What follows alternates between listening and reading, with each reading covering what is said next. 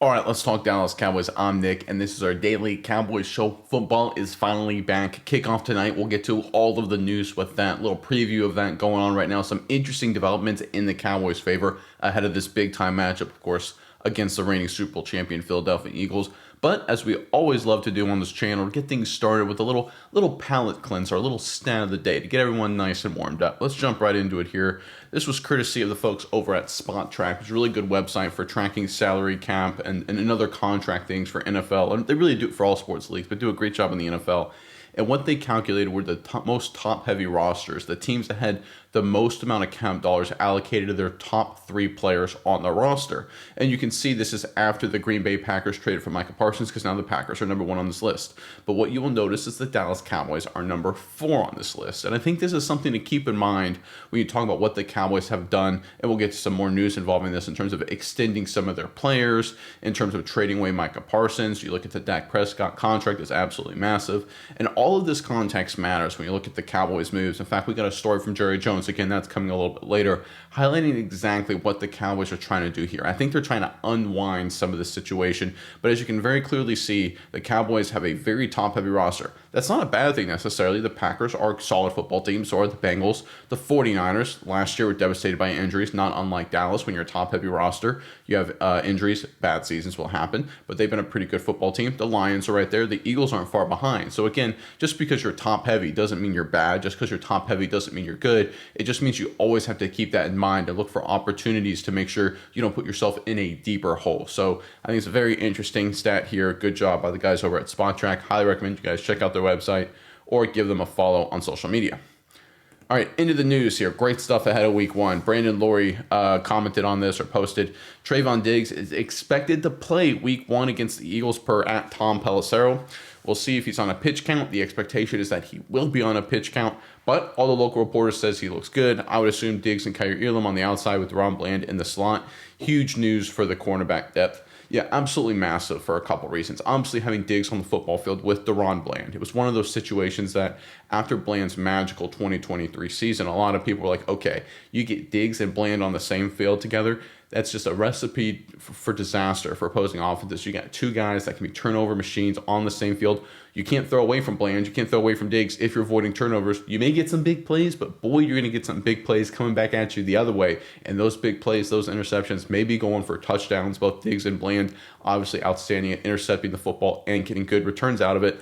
Unfortunately, last season with the injuries, first with Bland and then with Diggs and then back with Diggs, that never really materialized. If they can get some playing time together right off the rip, even if it's limited because of Diggs, again, a little bit of a snap count, a pitch count here, I think it's a great sign again for this season. I thought Diggs, again, based on reporting I saw and the way timelines were working out, people were saying, listen, if he's back before October 1st, that's a win. Looks like he's going to be back, September 4th. I tell you what, guys, there's a lot of people that were critical of Trayvon Diggs, and there's some of it is very warranted, but boy, he busted his butt. His rehab, he absolutely crushed it. Again, if he plays, all indications say he will play. In fact, just to give more formal data here, let's go into the injury report courtesy of Mike Garofalo. It's the Cowboys' final injury report, and Trayvon Diggs and Tyler Guyton are set to go. We'll get to Guyton in just a second. Look, I mean, this is just awesome. You talk about culture, you talk about work ethic. This is what you wanted. We talked about new leader stepping up yesterday. This is exactly what it's all about. Phenomenal job by Trayvon Diggs. And then you look at the secondary now. If they have Diggs and Bland, and let's say Diggs is on a little bit of a pitch count week one and then ready to go week two. If you have Diggs and Bland healthy on the outside or healthy on the field, right? So they'll say Bland may move inside. Kyer Elam could be one of the outside corners in 3 DB sets and those kind of structures. Then this is actually a much better secondary than even I thought, right? So that is something to consider about the Cowboys going forward. Now, Diggs on a little bit of a pitch count. I think he's going to be rusty. It's going to be a different kind of game against Philadelphia tonight. So obviously he's having him on the field, even if for 30-40% of the snaps, is better than him not being on the field, of course. But I really think getting him on the field and in the groove now is huge for the rest of the season, because there is going to be a spin-up time of at least one game, maybe two. And the fact that he has a spin-up time tonight as opposed to, end of September, first week of October, is great for the Cowboys going forward. All right, let's talk about Tyler Guyton. Again, this is a guy, work ethic, putting in the work. When he was first announced with the knee injury, there was the fear, of course, that it was season injury and it was going to be such a disappointment. then suddenly it's like, hey, he has a chance to play. It's not a great chance. There's a lot of people that said, don't rush it for Philadelphia, right? You've got a 1 in 10 chance, a 1 in 2 chance, whatever the percentages were, depending on what people said. Coin flip at best. Don't rush it. Make sure you're fully rehabbed. And guess what, guys? He was fully rehabbed and ready to go well ahead of schedule. So we're talking 2 guys here, different situations, different parts of their career, did the rehab, did the work, got ready to go.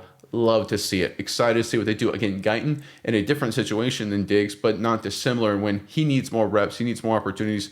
What an opportunity here against Philadelphia. I think it's going to be some bumpy roads, right? The Philadelphia Eagles, great defensive line. Guyton worked on some things, but I still think he's going to have some issues. But getting him on the field, getting him, working on the technique that he worked on this offseason, just working through that process. The Cowboys are a process this season, at least for the month of September and October, and getting that process started earlier with Guyton rather than later is very good for the Cowboys. All right, let's jump into this report and talk about the game itself. This is from ESPN.com. This is their matchup predictor. Their analytics save the Cowboys with a 31.1% chance to win, Philadelphia with a 68.7% and a tiny chance of a tie. The odds there at the bottom of your screen per ESPN Bet's kind of interesting. They say the over-under is at 47.5 currently right now, and the 8.5 point spread in Philadelphia's favor. It's a pretty hefty spread for an NFL game. I mean, you'll get some double-digit ones every once in a while, but it usually happens later in the season. People wonder what this is all about. I think there's a few factors. One, the Eagles are good. 2, the Cowboys are worse on paper without Michael Parsons. So that's the 2 factors to consider right there. But the real reason for this major shift is that no one knows what the Cowboys are going to be. And uncertainty makes Vegas very, very nervous. People know what Philadelphia is going to be. They're going to be good. They're going to be one of the best teams in football. Awesome. They're going to have a very good advantage. At home, too, right? The Cowboys, right? We have no idea. New coaching staff, new offense. They even said, how vanilla it was during this regular preseason. We don't even know what they're going to look like offensively. Pickens, we have no idea.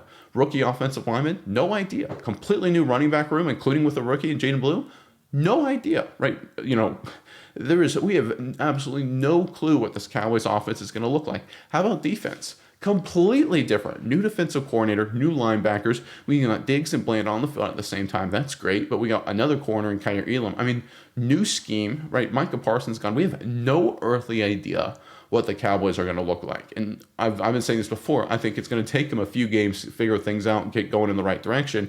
And it is, I don't want to say a rebuilding process because that word has such a negative connotation. But look, you don't trade away a good player for draft picks if you're in a hyper win now mode. The Cowboys proved they understand their roster, even with Parsons, was not championship ready right now, and they made that move, right? That's why they got extra first-round picks and opened up the cap space, right? They recognize that they need a deeper roster, and they're multiple players away. Parsons plus maybe one more player doesn't get them a Super Bowl title, but maybe 2 or 3 or 4 more players does get them a chance to compete for a Super Bowl. They don't have those players yet, and I think Vegas looks at what Dallas did and said, okay, well, we'll take you for your word. That being said, the spread here is interesting. I'm not a betting guy, and I wouldn't recommend a bet at all, but I think it's we'll see how it all shakes out. In terms of what I think will happen during the game, I feel like this is just sort of I'll give my prediction now, I guess, before I get into other news.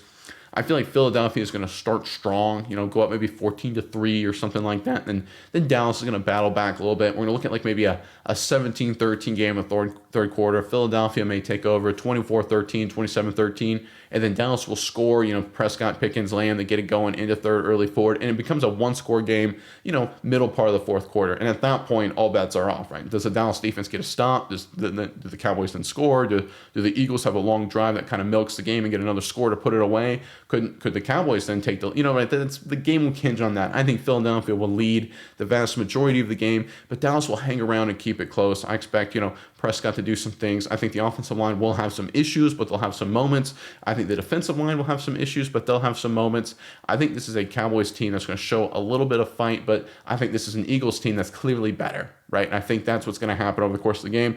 My expectation is probably some sort of final like 27-19, 31-19, 31-26 if there's a backdoor cover, something like that. That's my gut feeling. I think Dallas is going to not be perfect. I think there's going to be a lot of flaws. I think we're going to see it Thursday night. There's going to be some things to work on and some positives too. But when you have a very young team and a very new team, there's going to be, there's going to be some bumps, especially early in the season.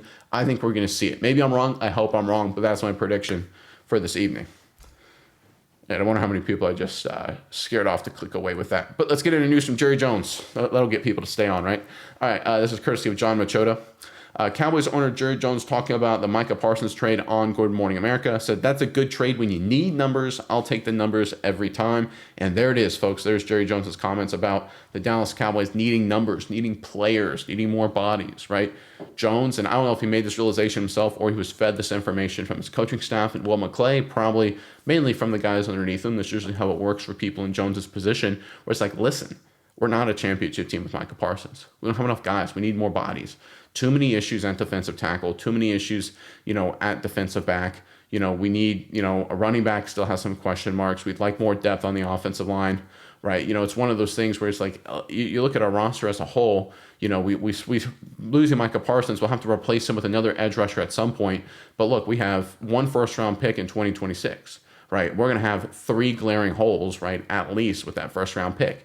Defensive tackle, and this is with Micah Parsons, defensive tackle, running back, and defensive back, probably safety at that point, right? If we're being totally honest, but depending how things go with how they go after free agency. So how do you fill those needs with 3 guys in limited cap space? You just can't. And of course, at that point, they still would have to extend Tyler Smith and extend Ferguson like they did, and also Adigi Zua, right, and all these guys, and Deron Bland. It's like, so we wouldn't be able to extend anybody. We'd have to let somebody go, and then we'd only have 1 first-round pick to address those needs, 2 over the next 2 years. That's a long time. Or you trade Parsons and say, okay, we'll have to use one of our first-round picks paired with an Ezraku to hopefully try and aggregate the production from Parsons the best we can. Use another first-round pick to shore up the defensive backfield, maybe another first-round pick to get a stud running back. Then you have Kenny Clark in there to anchor the interior defensive line, and maybe you use a middle-round pick to try and shore up that. And then you're left with 1 more first-round pick to play with, and now you got a lot of cap space. That's what the Cowboys were thinking very clearly. The numbers that Jerry Jones is referring to here. Again, whether it's a good move or a bad move, I appreciate the Cowboys' leadership in the front office, Jerry Jones publicly, and I think guys like Will McClay internally for saying what we all have been saying really since 2022, right? After Dallas lost to San Francisco, I think we all looked around and said, listen, this isn't we've proven it, right? In 2021 and 2022, this is not a championship roster, right? They've lost twice in the postseason, right? They need more guys. They need more firepower, right? And they got it in Pickens. But again, if Pickens is great, they're going to have to extend him, right? So it's one of those things. You need the cap space. You need the draft picks. You need more flexibility. The Cowboys were so darn rigid going into 2023 and in 2024. They couldn't get better. They could only get worse. And then they missed on a few picks, and we saw them decline, especially with injuries. I think the Cowboys leadership does. I'm not talking about Jerry Jones here before everyone screams at me. I think this is coming from under Jones here, namely Will McClay, namely Schottenheimer and his staff, if I'm being honest here, saying, listen, we're not a championship roster. We weren't a championship roster with Parsons. We certainly aren't now. Again, we're talking a 1989, 1990 feel, a 2003 feel, right? It's going to take time to get the picks. Remember, guys, in 2004, the Cowboys traded out of the first round to draft Julius Jones in the second round to pick up 2 first-round picks that later became Marcus Spears, good player, DeMarcus Ware, Hall of Famer, right? That's one of the more underrated trades in Cowboys history. It doesn't get enough publicity. People talk about the Herschel Walker deal. I get that. It makes more news. But that trade in 2004 had just a big, not I won't say just as big an impact, but still a massive impact. That's what the model the Cowboys are following right there. Everyone's talking about 89, and that's fair. But I think if they settle for much closer to reality, because I don't think the Herschel Walker trade is just something that was just a once in a forever thing. I think the 2004 trade, where they get 2 really good guys in the first round picks back to back, I think there's a strong chance of that happening. That's the model the Cowboys are following. And we saw what happened when they made deals like that. Before long, by 2007, 2006, then they were contenders. Now, obviously, they failed in the playoffs, but the strategy worked. That's what the Cowboys are trying to model. That's what Jerry Jones is saying here. All right, on the note of extending using cap space, this is courtesy of Nick Harris at the Fort Worth Star-Telegram. Good follow on Twitter. You should give him a like and check him out for news and stuff. He's a really good reporter. Cowboys fullback Hunter Lipke agreed to a 2-year, $7.5 million extension that keeps him in Dallas through 2027 per Tom Pelissero and Mike Garofalo. Big day for Pelissero and Garofalo. Lipke becomes the 3rd highest paid fullback by average annual salary. Yeah, this is a good, solid move. I mean, he's a good blocker, good receiver, an underrated player in the Cowboys offense. Look, I think one of the things that the Cowboys clearly were really struggling with the Micah Parsons drama is they had so many other irons in the fire that were sort of hung up in the air because they didn't know what was going to happen with Parsons. They didn't know what their cap space was going to be like in 2025, 2026, 2027. They had no earthly idea. Suddenly, Parsons is gone. What happens? Bland extended. Lipke extended. Tyler Smith reportedly getting close to extension. Ongoing negotiations. And sometimes this can happen. This is why when people say addition by subtraction, even if it's a star player, can't occur because a star player with all the overhang and all the focus on that can just pull you away from other core pieces. And it goes back to the Jerry Jones comment. It goes back to what Schottenheimer was saying when I talked about yesterday about a team, right? And we're seeing the Cowboys make good, solid moves. So Deron Bland, especially after further review, was a really good team-friendly deal for Dallas while giving Deron Bland a lot of money. Lipke here gets one of the highest paid fullbacks, and it's not a huge amount of money. We're talking, $3.5 million per year against the cap. I mean, that's a drop in the bucket, all things considered. We're talking like 1% of the salary cap, 1 and 2% of the salary cap for a good, solid player, a good, solid role player. That's certainly worth it, right? You can spend a lot more money on things like a backup quarterback, for example, who's never going to play, hopefully. So again, the Cowboys are making good moves, good, solid roster moves, preparing for the future. Notice this is the extensions, right? Turpin, 3 years. We look at Deron Bland, long-term. Lipke through 2027. Everyone's looking at this Cowboys team and saying, what's going to happen in 2025? The Cowboys themselves are sending a message. 2025, we don't know, but 2026, 2027, expecting bigger things. They're structuring their team for that, right? Pay attention to what they're doing because that's exactly what they're doing. I know a lot of people are excited for Thursday and tonight, and I certainly am as well, but I think we all have to keep an eye on what the Cowboys are structuring their team to do, right? They want to win tonight, obviously, and they're going to want to win this season, but they're building their team. Their strategy is towards 1 to 2 to 3 years potentially in the future. That's what the moves are telling you. And again, I think they're good moves, prescient moves, good solid decisions here by the Cowboys. I'm moving on to our last report, again, kind of highlighting this as another stat to kind of bookend today's show before we get to the comments. This is the league-wide top 10 offensive line's youngest units by combined age, right? And this is the top 10 youngest. They listed all of them. It was a very interesting report here. And the Cowboys have the youngest offensive line unit tied with the New York Jets, right? And then the Seahawks and the Chiefs and the Saints, the Dolphins, Raiders, Bucks, Steelers, and Commanders. So what's interesting here is there's not a lot of correlation between quality of offensive line unit and age. I think the Jets are not very good. The Seahawks are okay. The Chiefs are okay. The Saints, okay. The Dolphins and Raiders, I think the Saints with Kelvin Banks, I think they're going to be good. I think the Steelers have an underrated offensive line. The Commanders have an underrated offensive line. The Bucks have a really good offensive line. Dolphins is kind of average, but they've got a rookie starting who I think is going to be good. So there's sort of a mixed bag here. Seahawks is solid. So there's sort of a mixed bag of, okay, how good is age compared to quality of play? And one of the things with Dallas, I think is very important to understand, especially, again, as we work our way through the season, is that this is such a developmental group. Guy in year 2, Booker year 1, BB year 2. I mean, are you expecting huge things out of those 3 guys? I mean, I want to see BB be solid. I think he's a solid player. I think Booker's got a lot of good things, but he's still a rookie. He's going to work through some stuff. And Guyton, again, he's taken some steps, but he's going to improve off of what he was last year. Although there are signs and reports that he did, he's now got to show it over the course of the season. Of course, I'm not going to bury him on 1 or 2 bad games, 1 or 2 bad performances. But it's important to understand this is a young group. And again, it goes back to what I just said. Do you have this young offensive line and say, oh yeah, this is a championship team? And this was before the Parsons trade, mind you. None of this was like after. This wasn't a result of the Parsons trade. The Cowboys sat down with the Parsons drama and said, probably at the end of training camp, where they were starting to consider trading him, and said, listen, we got one of the youngest offensive lines, turns out the youngest offensive line in football, right?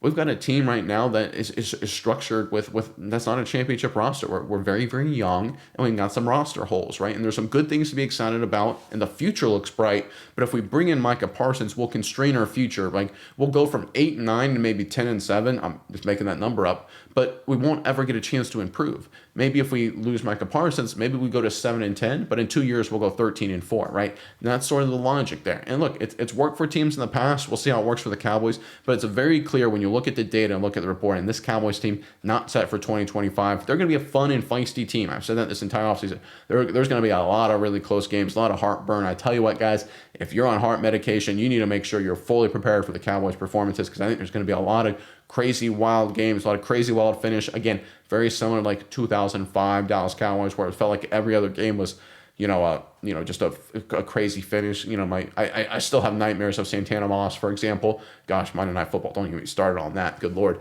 But I tell you what, this is going to be a fun team. It's going to be a team the entire step of the way. They're going to be a feisty team, but there's going to be some youth. There's going to be some mistakes, and I think we'll see how they do. Right? I'm excited. I think there's a clear plan for the future with the Cowboys. That's the first time I can say that since probably 2013. Right? I mean, if we're being honest, right? Because 14, they sort of came out of nowhere. And that's an important analogy here for 2014. People, and this I'm going to put a little sidebar here before I head to the comments.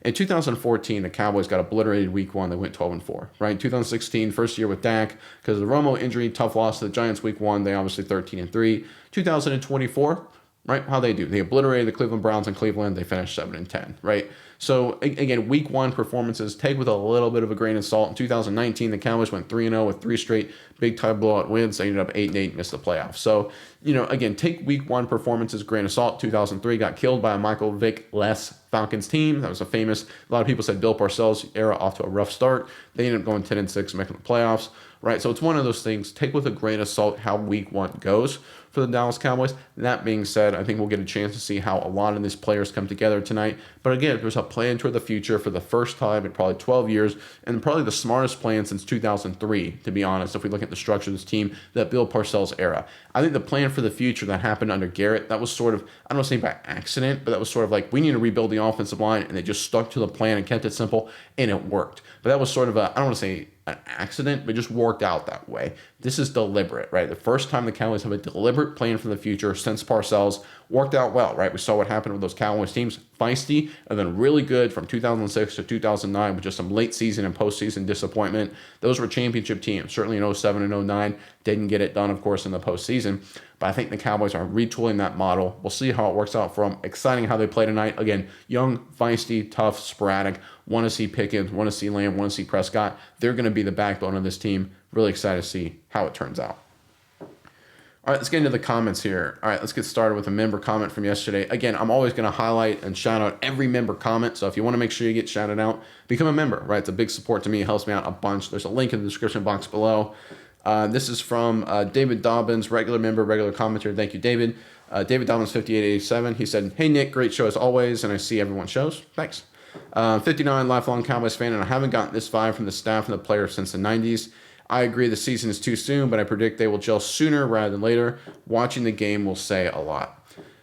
Yeah, we'll see what happens. I think it's going to take a little time to gel. I think I made that very clear, but there's definitely a clear direction. And it's one of those things when the Cowboys have had rough starts this season in years past. Like when they started 1-2 last year, and then we're like, before the Prescott injury, and they were like, I think, 3-4 or something, like going into Atlanta.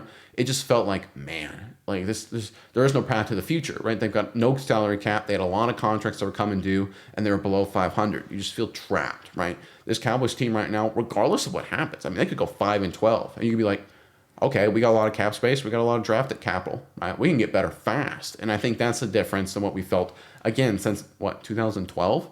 2013, it feels like. I mean, that's the difference right now. And I think this is going to be where Dak Prescott really has to step up his game, to be totally honest, right? This is a lot on number 4, right? Can he find a way to, say what you want about Tony Romo, but when those Cowboys were in those transition teams, transition era, he kept them in a lot of games and won them a lot of games, kept them in contention. That'll be Prescott's job this season. I'm excited to see how he does.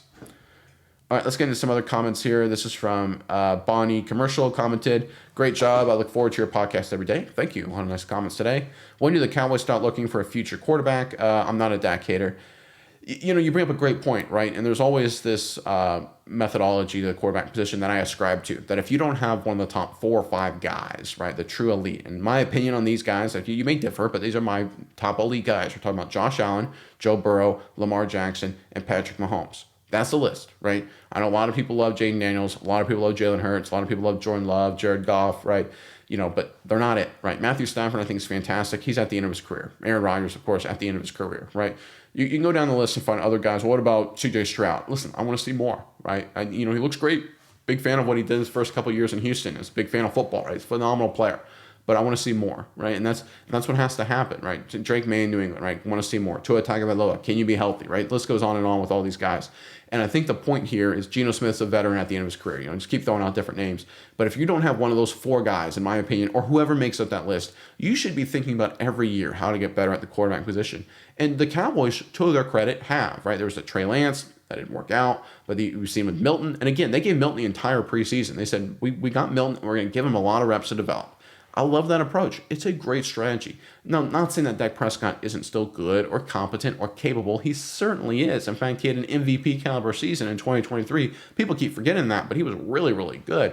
But when you look at what this Cowboys roster is, Dak Prescott, he's not one of those top 4 or 5 quarterbacks. And if you don't have one of those top 4 or 5 quarterbacks, life gets a lot harder. Like the Philadelphia Eagles, you need to have one of those great rosters, and the Cowboys, again, don't have that. They're getting closer with the Parsons trade in terms of how they do with those assets and draft capital, but they clearly need better players around Prescott. And if you don't have those better players and you don't have that great quarterback, then every offseason or so, you need to take a shot, whether it's hyper focusing on developing a young guy or acquiring a young guy or both. And that's what the Cowboys are doing. You don't have one of those guys every year. You need to work on trying to find one of those guys. And the Cowboys, to the credit with Milton and then Lance before, at least tried. Again, this was one of my things with the Cooper Rush situation. I understand Trey Lance and McCarthy was trying to coach for his job. Trey Lance not doing so well in practice and stuff like that. But it's clear that they weren't going to win a title with Cooper Rush. They weren't going to make the playoffs with Cooper Rush.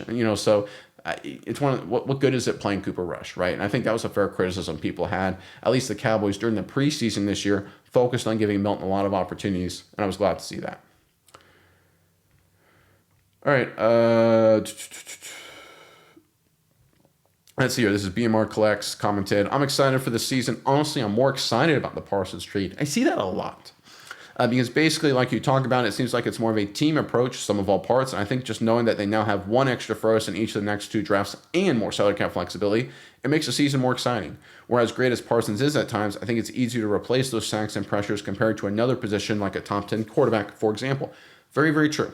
I think that's a fair point. The Cowboys could, I'm not saying they could theoretically use two of those first round picks and on defensive ends and get the same amount. Again, we're talking about two defensive ends that are half as good as Parsons.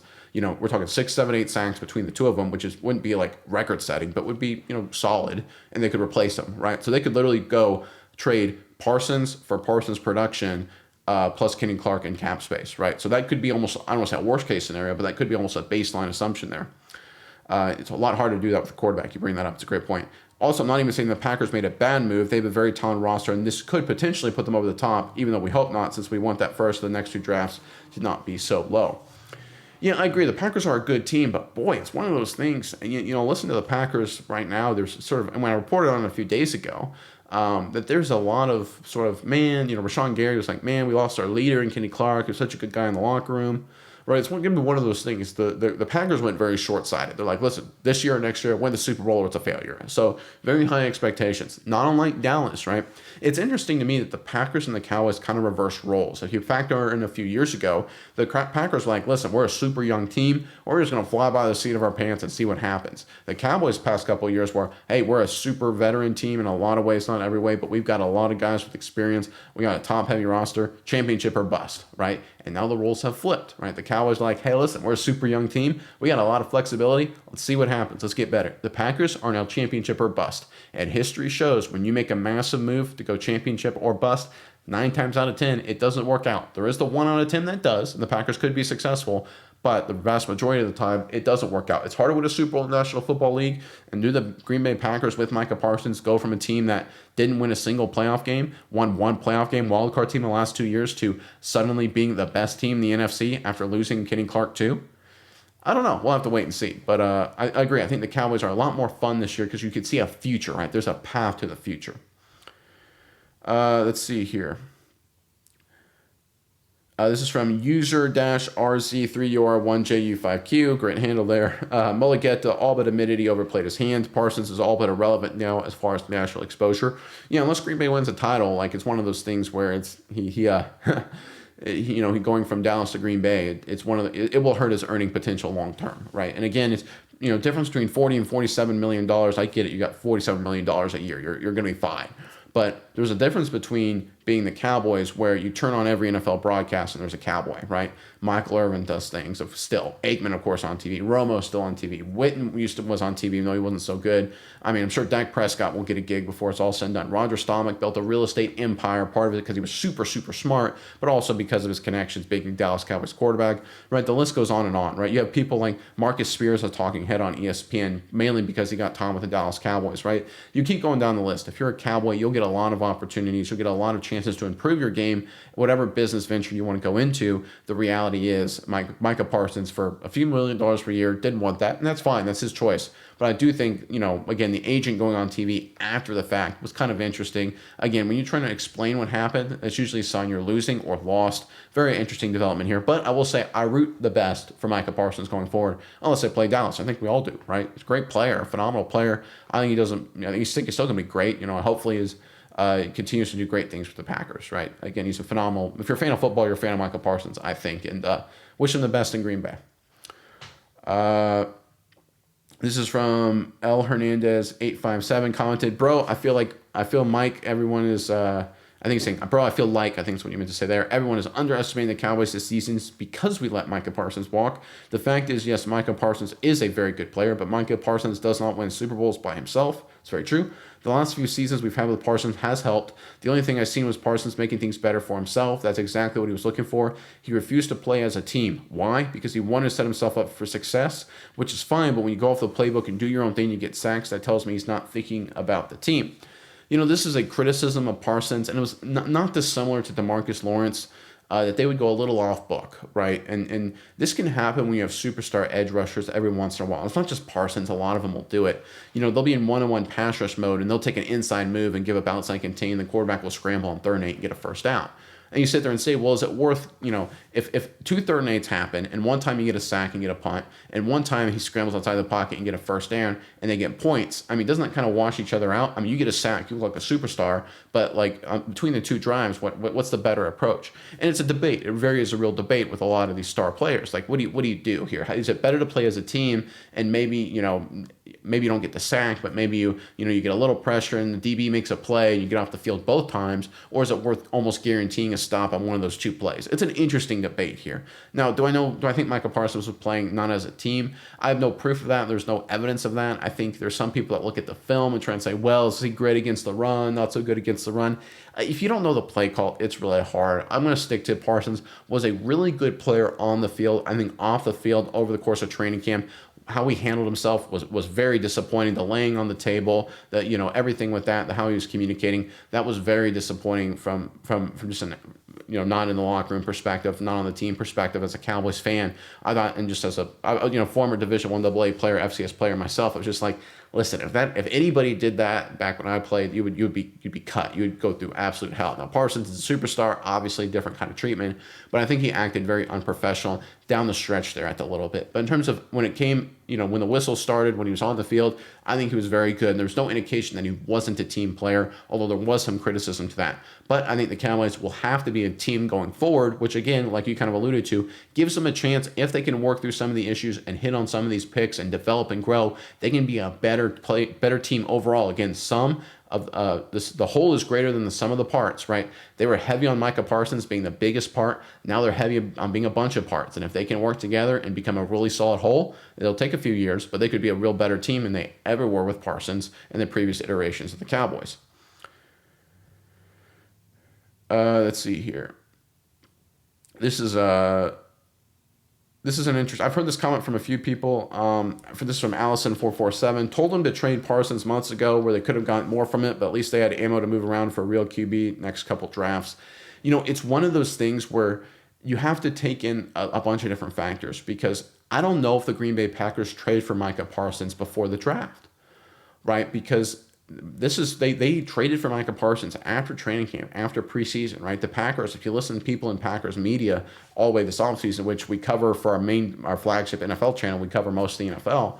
A lot of them were saying, defensive end, Lucas Van Ness, right, one of their edge rushers, he's going to be a star. Barron Sorrell, one of their draft picks from Texas, he's a really good player. What happened? Lucas Van Ness didn't really develop, right, was a former first-round pick. Barron Sorrell unfortunately got hurt. So now the Packers, again, trying to win a championship, suddenly have 2 of their key pieces as pass rush elements. Van Ness, total disappointment, and now your other guy's hurt. So what do you do, right, if you're the Packers, right? You don't make that trade in June, you don't make that trade in March, because you're saying, listen, Sorrell, we have Lucas Van Ness, and we drafted Sorrell. If you're talking after the draft, we don't need Micah Parsons, right? Before the draft, the Packers should have been like, we'll wait and see, right? Maybe we'll get one of these great edge rushers to come to us in the second round. Maybe we'll draft it, Donovan Ezraku, and we'll be fine, right?